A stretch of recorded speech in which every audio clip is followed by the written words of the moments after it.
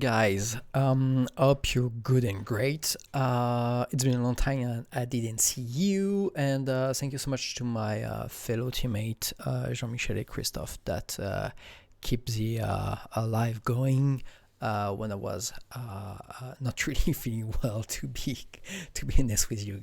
Okay, I got some feedback about the sound of my Mikros, so I up it a little bit. I hope it's really better for you. Please give me feedback on the live. Okay, so today we are gonna have a talk about the lighting. So let's go and dive directly to the lighting part. Okay. So we've seen so much stuff in this force teaching lessons, introductions. Okay, shaders. Oh, beam, beam, beam, beam, beam. That's it. Okay, perfect. Hello, Pat. Okay, so we're gonna talk about lighting and how light working area, how you can manage them, how you can create them, manage them, group them, override them, and link them to some assets. And so we're gonna talk about light sets. Okay, perfect. I'm gonna start with a simple scene and get real quick because I don't know why. So okay, I'm gonna save my scene. Maybe I need to restart my license server this morning, so maybe I've got some issues with my personal license. Okay, bing. We're gonna skip it. Perfect. Okay, so this is simple scene with a backdrop, as you can see right there. So this is my backdrop. I've got my assets that maybe we saw earlier into the shading part. And well, this asset got a couple of light, as you can see. So I create a new render graph, but I'm gonna create the render graph, and I'm gonna show you how to create the light, how to play them, how to set the setting of them. And that's gonna be my first example. So we're gonna start with this in. But let's go back to the basics. And right now in Guerilla we got two categories. So we got two categories. Oh, well, that's how I define them. We got one category was gonna be the positional lights, and there's gonna be a category was gonna be the distant light. And you're gonna see there is lights that are distant. That's called distant light, and there is another one that's gonna be the env light. But these two cases are gonna be the distance light are gonna be considered at the infinite. Like if it's the sun or the sky or something super far, that's the infinite. And we got the position light. Position light depends on the distance between the object and the light, and there's gonna be some decay. Hello, Christoph. And so why position light depend of the distance? It's because in real life in physics, from the quantity of light or energy received from a surface, and depending from the distance of it, but it not depending linearly, depending of a quadratic response. Why? Because the quantity of light that are received in this part is a solid angle, and a solid angle does the geometric representation of a cone in space. You can measure that in steradian. So this solid angle, if we intercept the surface at this solid angle, this is a surface 1, and if we intercept the section of the other solid angle, that's the section 2. So the quantity of light received by these two surfaces are the same, but as you can see, the space, the surface, the area of the surface 1, surface 2 is the same, and it's depending of the distance of it. So it's depending of the relationship between the two surfaces, the proportion of energy received. It's 1 divided by the r square. square r. So synchronicity is going to be derived by, in this case, 1 divided by square r1, and in this case 1 divided by square r2. So that explains why the relationship between distance and the power that's received a surface between light and an object is ruled by a quadratic relationship. So it's 1 divided by square r.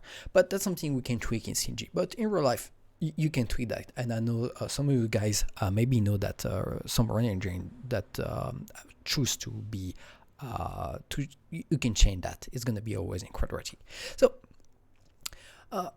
let's go to something more application into Guerilla. So we got 4 type of positional lights. You got the point, the spheres, the disc, and square. So I'm gonna go through that really quickly. I'm gonna deactivate my render graph, okay, and I'm gonna create a new one, which is gonna be my test render graph. Okay, I'm gonna drag and drop, and okay, so now I'm safe and clean. I'm gonna create a light, and it's gonna be a simple one, and it's gonna be especially for you, Christophe. It's gonna be a point light. I know you'll love it. And here is my point light. I'm gonna move it. Oh, sorry guys, I forgot the shortcut part. Okay. Couple of seconds. This is it's pretty old software I bought a couple of years ago. It's a plain oh god. Anyway, so I'm gonna move the light. How to move the light? It's gonna be a W. So okay, it directly grabs the translation as you translate. Sorry, translate tool, and I'm gonna move my light. Okay, perfect. So that's my point light right there. Okay, and I'm gonna trigger under. Okay, please. There we go. Okay, so when I don't have any images, well, I don't have nothing. Well, to be honest, I've got something. I know. How I can be sure that I've got something or not? Is that an issue, or why? Well, one question to diagnostic something when I've got nothing in my image. First of all, I'm checking the alpha channel, and oh, as you can see, I've got something in the alpha channel. So that's meaning that there is light, there is something that happened, but there is some issue. So the image is right there, the geometry is in front of the camera, but I've got nothing to show. Something I can do sometime if I'm questioning the power of my light, it's playing with the viewer right there, and having a view, it's say, oh, okay, that's it. It's a power of my light. That is not enough. So I'm go back to the point light and say, okay, I'm gonna rise up the power of my light. It's just a question of the scale of my scene. So okay, let's go for something crazy. 20, and it's gonna be wow, powerful. Okay, that's it. I can drive that by the with the EPR mode, so I can go right there and play with it and say, okay, 18. Okay, 18 is gonna be fine enough. Okay, perfect. So that's my light. Okay, I'm gonna tweak a little bit my position to get something more in front.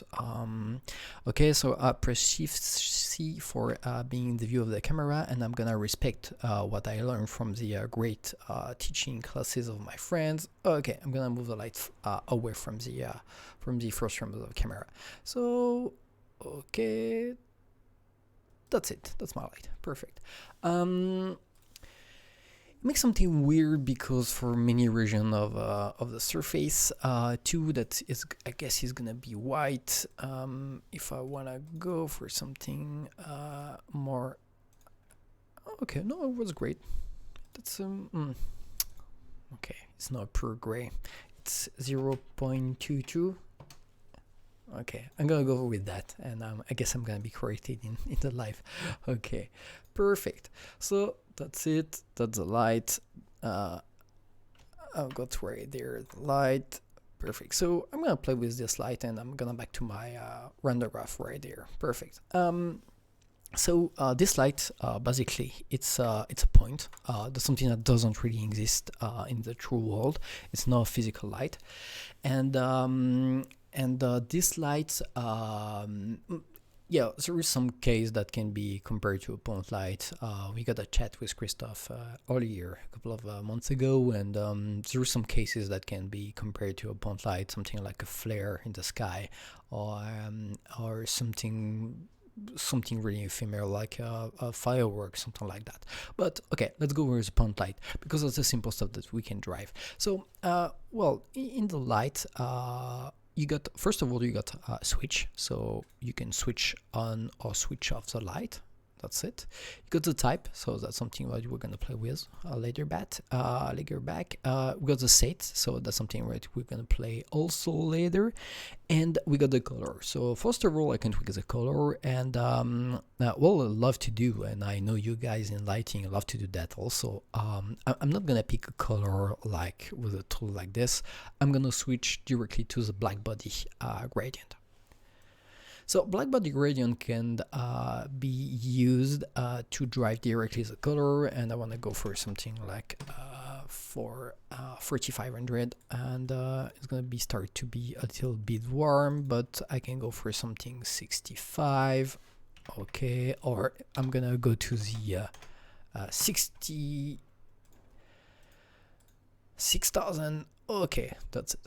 So I can play with it to giving the perfect temperature I want to get. And there is someone who is sending me messages, I don't know where. Anyway, so I can also play with the intensity and exponent. But when I give you guys that, it's don't forget that real power of a light, it's always the color multiplied by the intensity multiplied by 2 by exposure. So in my case that I've got right there, the mainly the most powerful element is there is the exponent, because 2 exponent 18, it's a super powerful element. If I divide that by 2, as you can see, well, it is not gonna change a lot, but if I switch that to something like, I will divide that by 2 and say 9, so well, as you can see, it's gonna go dark. So well, exposure is something that can be really important when you play with exposure. That's the main power. Most of the time people ask me what I want to use. Well, I don't know if you got tips. I know, and I hope you guys, maybe guys from lighting got something, got a good rules. Well, most of the time my rules thumb, it's I like to play with exponent to giving the main shape of my lighting, and after that I'm just driving the intensity to get something like more precise, because intensity can be really fine-tuning, and exponents something can be super powerful sometimes. So I like to use a couple of the main of these by tweaking that and using a couple to get the right intensity. Okay, we got the decay, that's what I told you, and I'm not gonna play with that, and it's gonna be that for the point light. I'm gonna switch to the scroll lights. So most of you maybe know this this light by the area light name. So area light got a surface, that's the case, and the surface can be drove by that. Oh, you can, so I'm gonna switch to the live graph. This is the live evaluation of it. Even if it's called point light, it's a square light. It's a good question. When it was created, it was point light. And I'm gonna fit to my scene. So this is my light.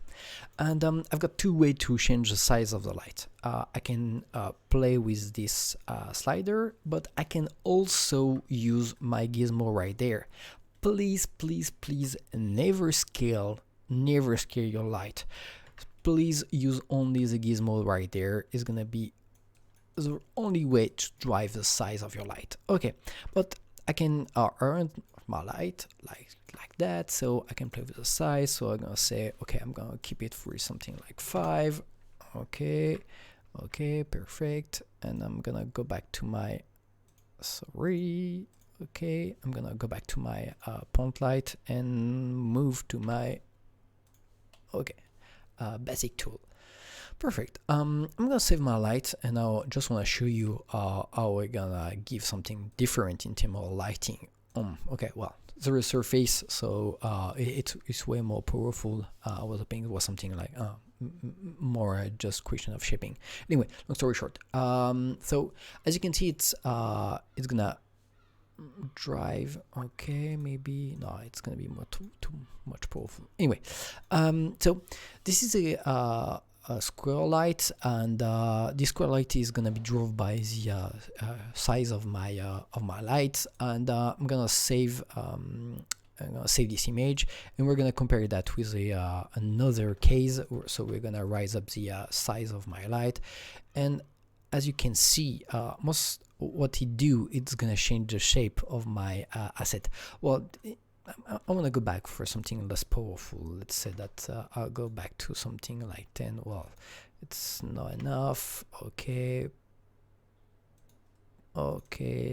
maybe 13. Okay, perfect. Okay, so I'm gonna save my image with a size of 20, and I'm gonna move to my image. I'm gonna move to my render with a size of 5.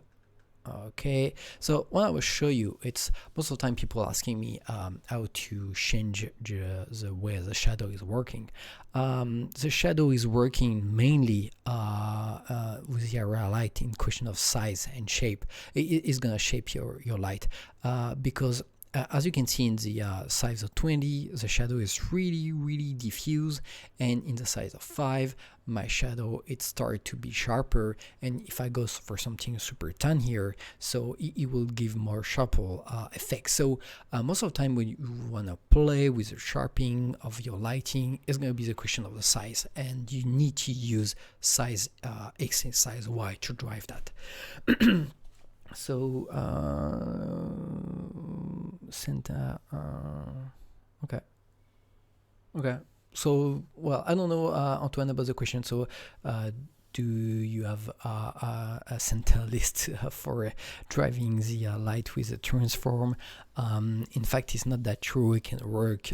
It works already, but that's something I don't want to show you guys. That's kind of dirty, so we're gonna keep it by scaling with the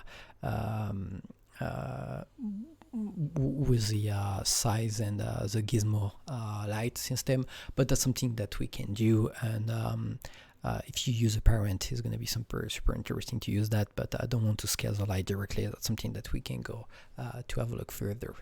Okay, so maybe you saw something that I play with the absolute. What does it mean? Absolute means that the power of the light is normalized.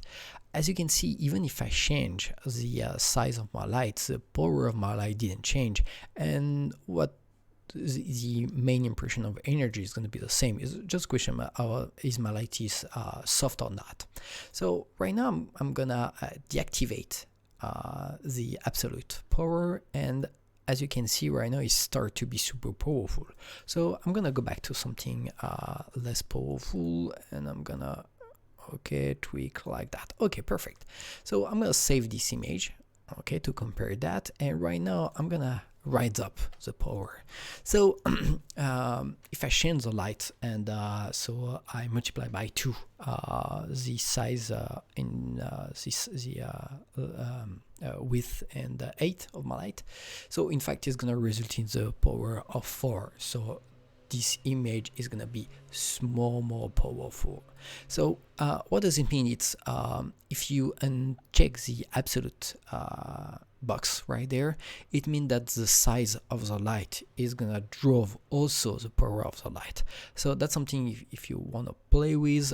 Most of the time with I've got really big scaled scene, I love to uncheck the absolute and get something more physically driven, because most of the time you need to rise up the size of your light to get the race of power and the race of effect.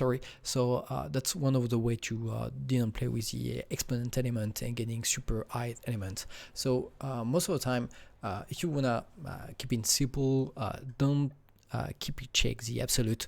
But if you got super sizey, super EV scene, it's really useful to use the to uncheck the absolute right there. Okay, perfect. So we got the square, and we got also the disc one is going to be super close from the sphere one, from the square line.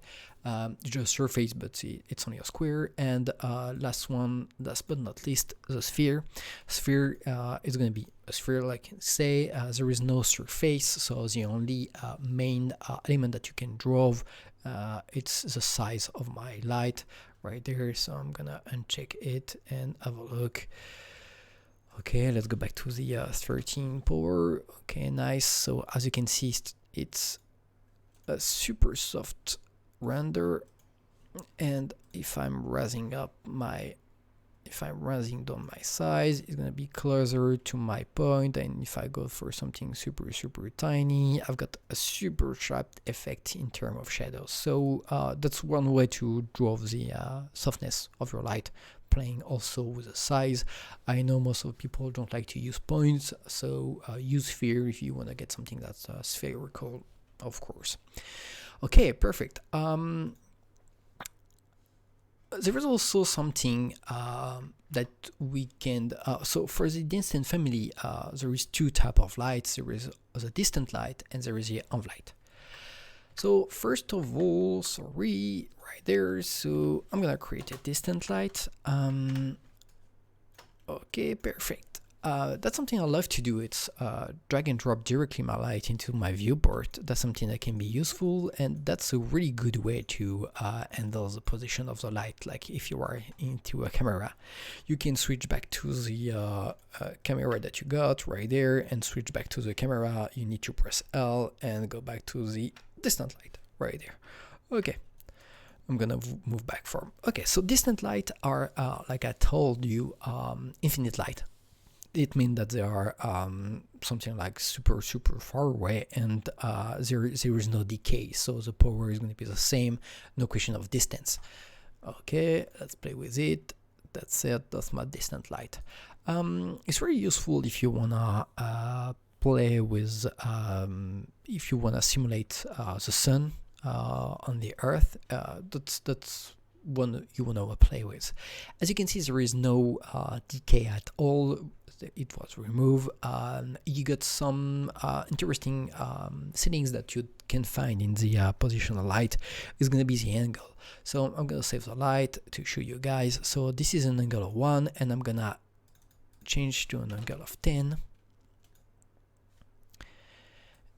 Okay, and as you can see, this distance light will produce some not super sharp but sharp look. And if you want to get something that is going to be softer, you can play with the angle, and the angle side of the light is going to simulate and softer the shadows, and get something that you want to be. So that's something that you want to use if you want to simulate some sun or something that's going to be softer, that you can play with the distant light.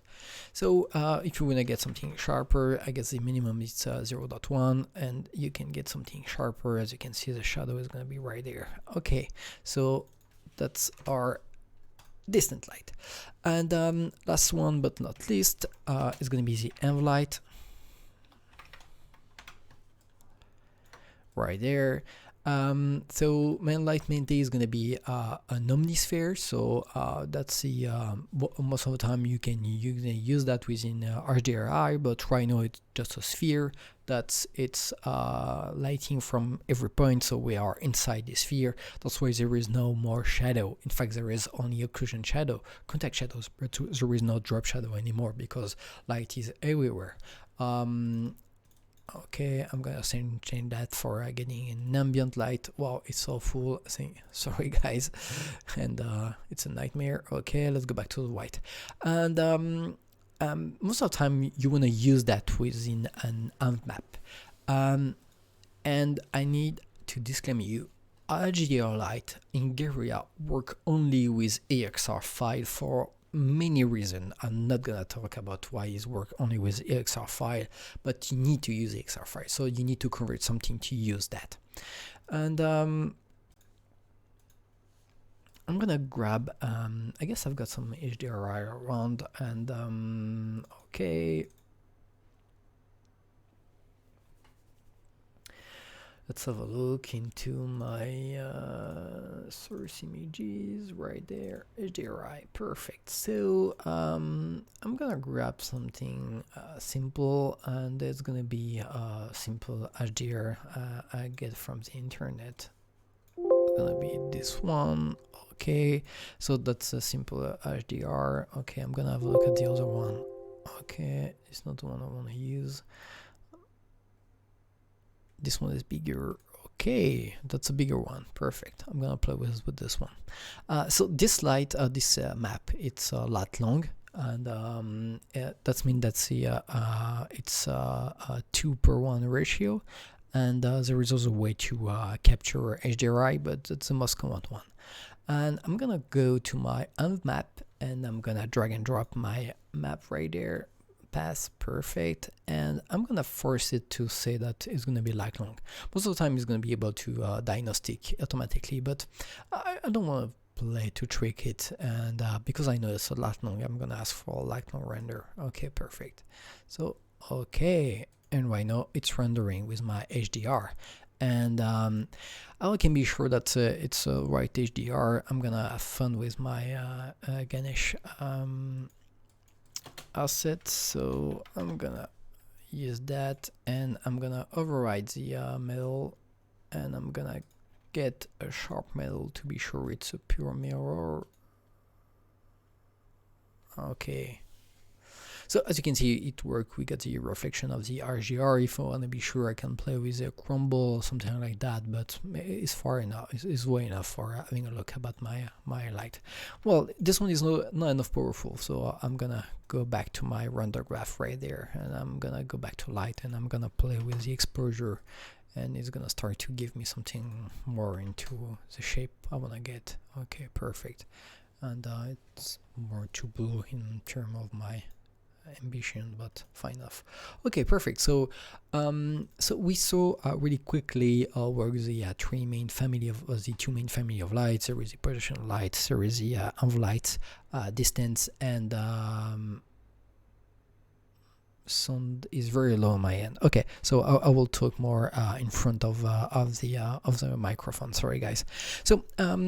So we saw that we got two main families, the positional light and the env light. In the distant light, mainly the distant family is going to be the distant light, which is simulate light really far with no decay, and the env light, which is the ambient light or environment light, and most of the time you want to use that with the environment map.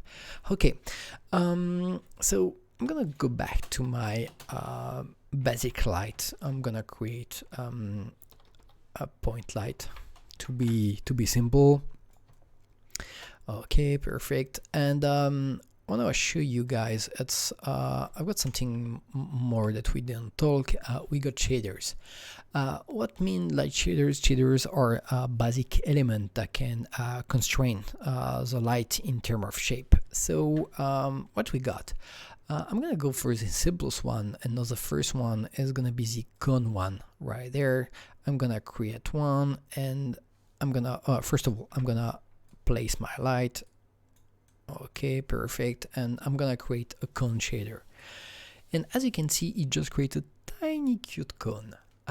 This tiny cute cone, I can drive it directly into my shader right there, and I can play with the gizmo. So I'm gonna fit my light, okay, and I'm gonna play with it. I'm gonna turn my light, sorry, not the right axis, perfect, and I want to be sure that how the cone is gonna work. So I'm gonna change the side of my target. When I can change the side of my target, it's just right there. I can increase it really far to be sure that my asset is gonna be into my cone. Perfect. Sorry, there is some, I use monitoring speakers so I can push it, but it's slower than most content. Okay, I'm gonna okay, let's play with the sound. Sorry guys, if there are some issues. And okay,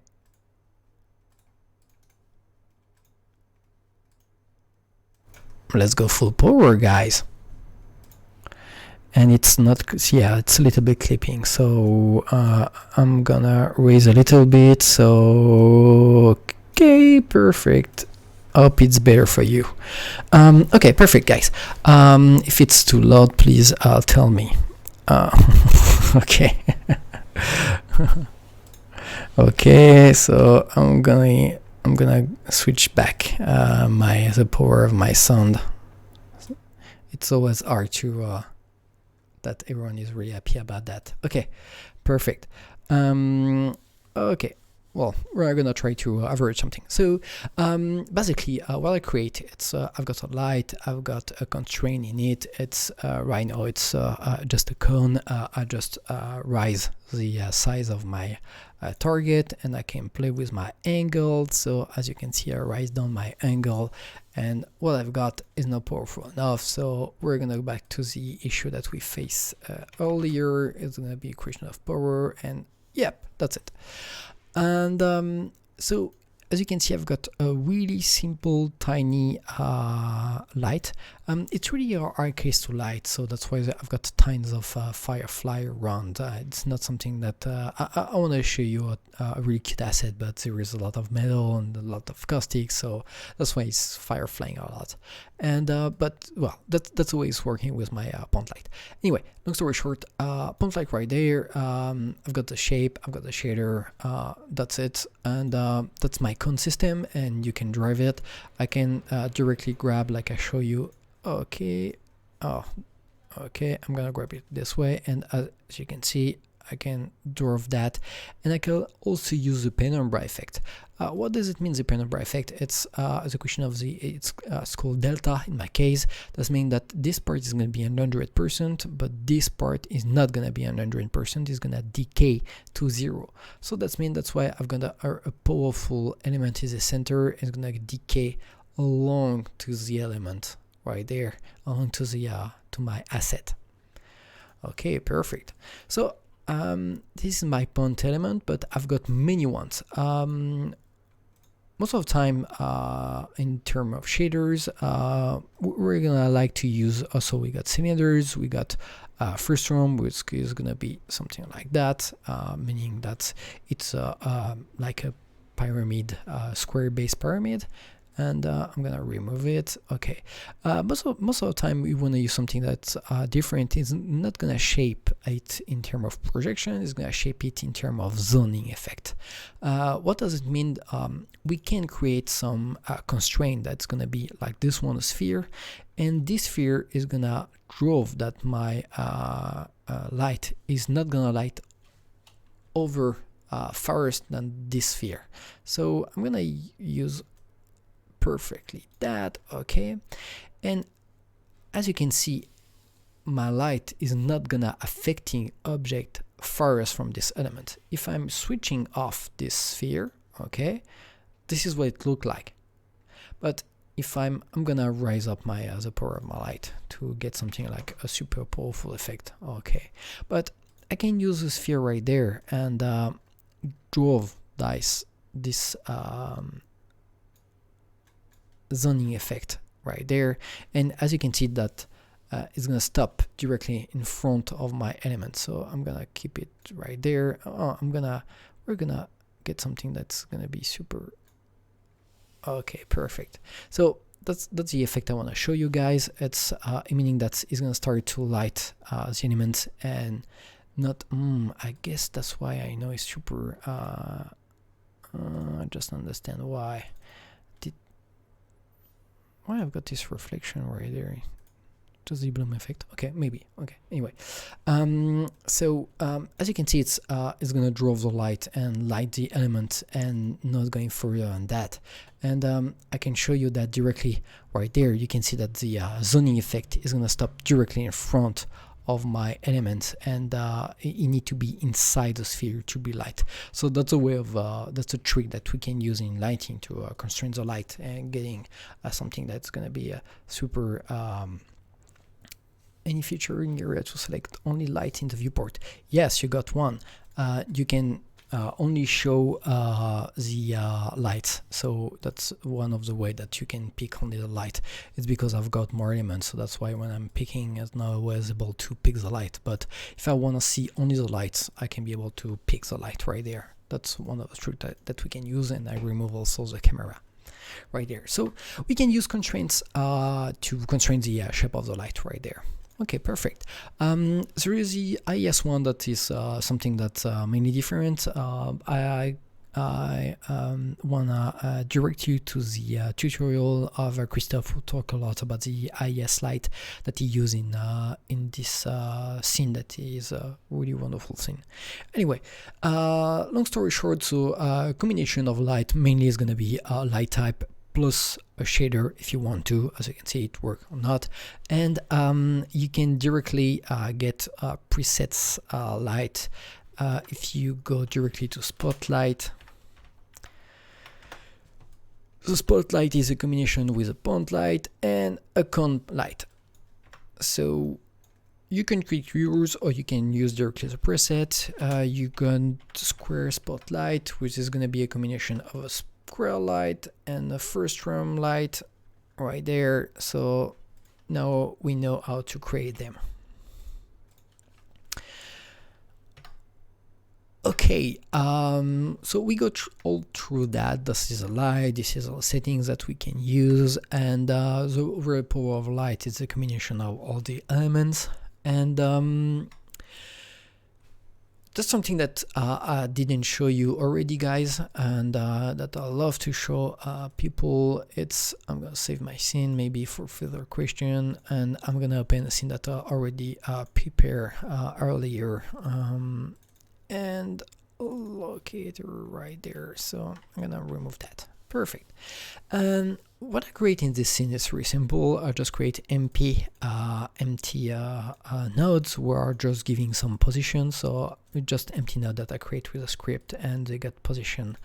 So that's why you got all this position that's moving right there in Y and X and Y elements. So I've got 100, I guess, point in my graph right there. And what I would do is I've got okay, this is not the one I want to get, so I've got the point light right there.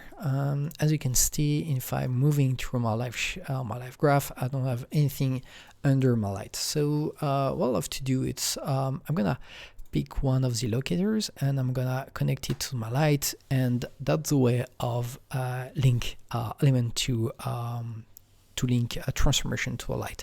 So if you link a parent to a light, it's gonna drive the position of the light, and if your parent is animate, it's gonna drive the animation of the light.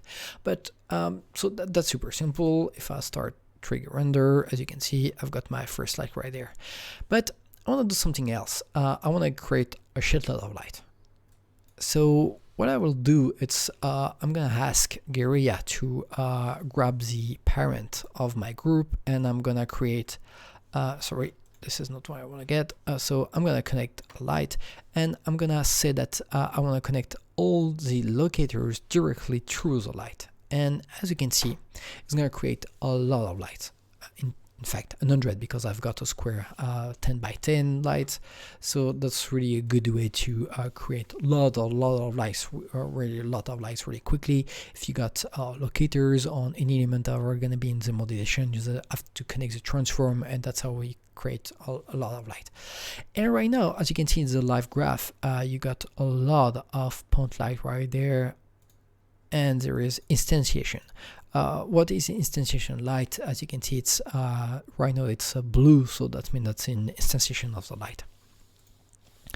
But maybe I want to drive one light, and I want to drive this one, light 30, right there. I want to drive this one.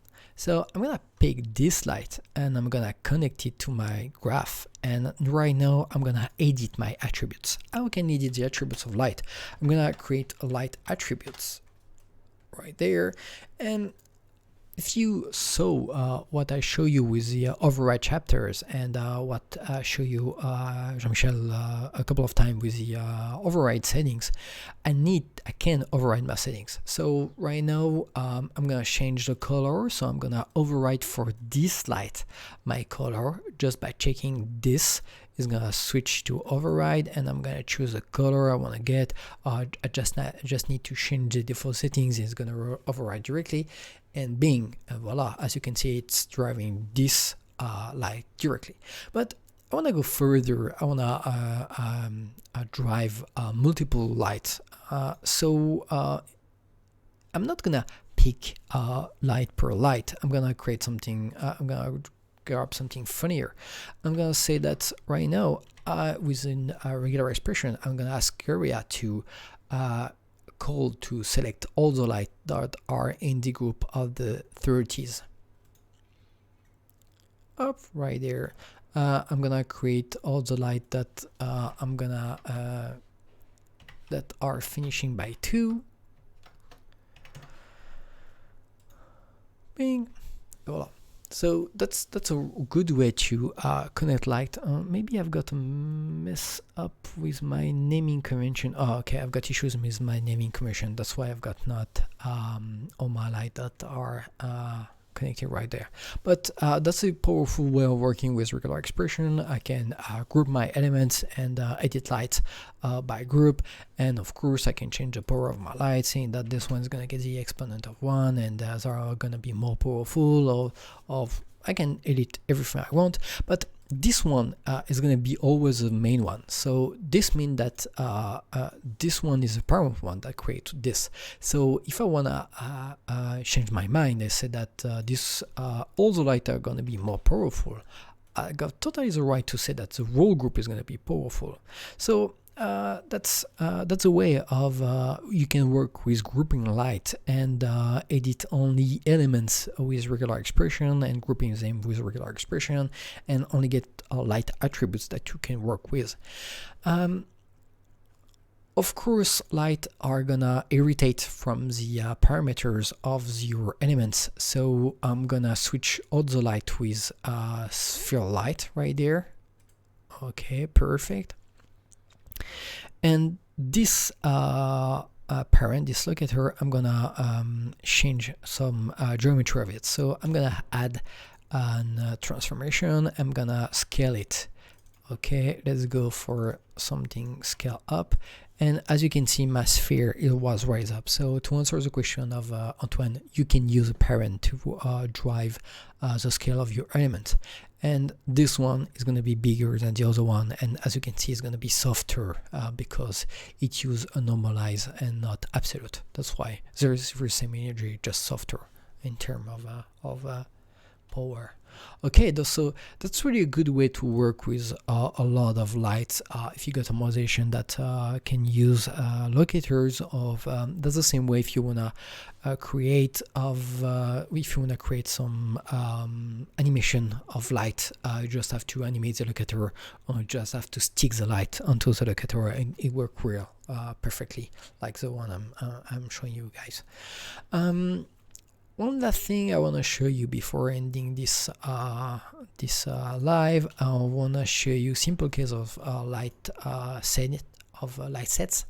So what I did, it's a really simple setup that I use a lot, and there is a lot of former students in this live, and I'm pretty sure they're bored of this bold and simple hot and cold setup. Anyway, long story short, this is my setup, a simple one. I've got a light which is called hot, a light which is called cold, because I drove it with black body settings, and I wanna influence only one element with one light. So really simply, I'm gonna create a light set. What does it mean, light set? I'm gonna say that the light right there is not gonna be useful in the set of light, that this is a main light system which was created by this node.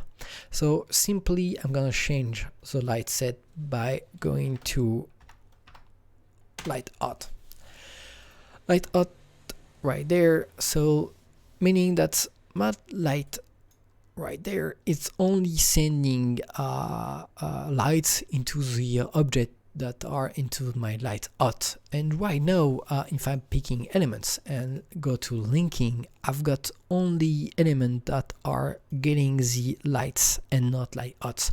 Because if you have a look and if I select an object, as you can see go through and you get the light settings right there, lighting, light. Okay, perfect. So if I'm switching this to light hot, bim, that's how I can connect a light with an element. Perfect. So that's a way of handling these sets. But I'm gonna go back to my I've got issues with my server, I guess. Like I told you, I've got issue this morning, so okay, perfect. So I'm gonna go back to my initial settings. So it was right there, just step back, and I just wanna get this element to get the light hot and not the other one.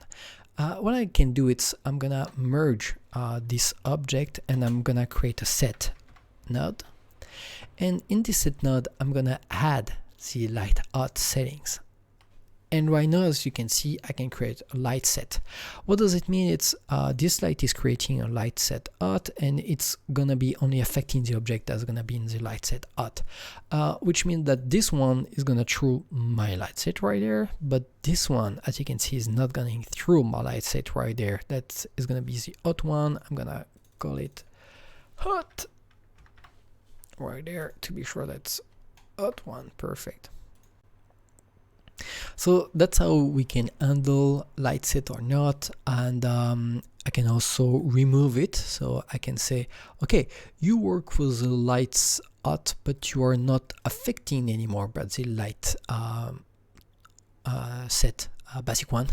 And as you can see, this is gonna give the light set, but this one is gonna be further and gonna remove the light set. So up, lose the light set. Of course, I'm gonna start to get something really weird effect because it's not gonna start to be physically accurate. So I know you guys of lighting most of the time don't want to use that. At least that is going to be the when you don't have any more choice, and that's also my point of view. But most of that's something that we need to know to work really well with light. I'm gonna end my live right now with light. It was super long. I'm sorry. I wanna get something more synthesis, but this is basic stuff I wanna show you guys in this live. Right time for if you got any question. That's the right time. And I'm sorry, I'm not really in my best shape, but shoot.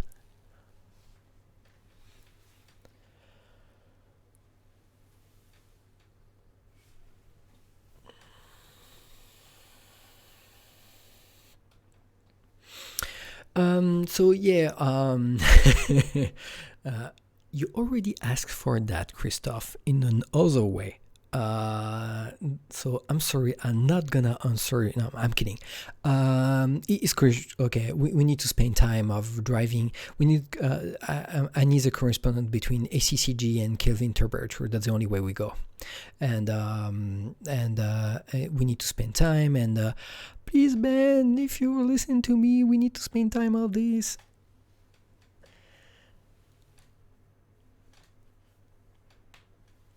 Wow, my CEO is here. Thanks.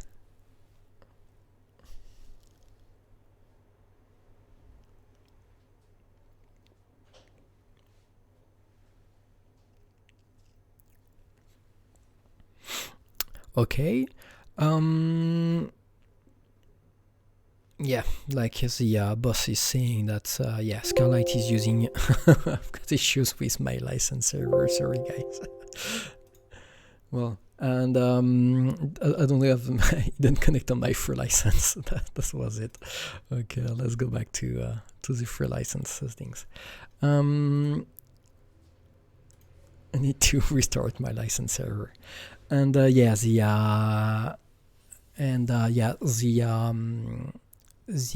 like say the boss, the Scarlight models are coded in sRGB.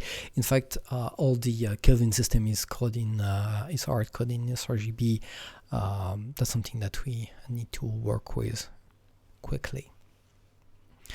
Okay, so it was a pleasure to do this live. I don't know when is going to be the next one, but it was a pleasure to reconnect with you guys after this too long pause. And of course, you can visit us on Discord. You can and feel free to ask questions in terms of lighting. We got many people who are more than efficient than me in terms of lighting question and more artistic part, but feel free to shoot any question on the Discord and we'll be happy to handle it. See you guys.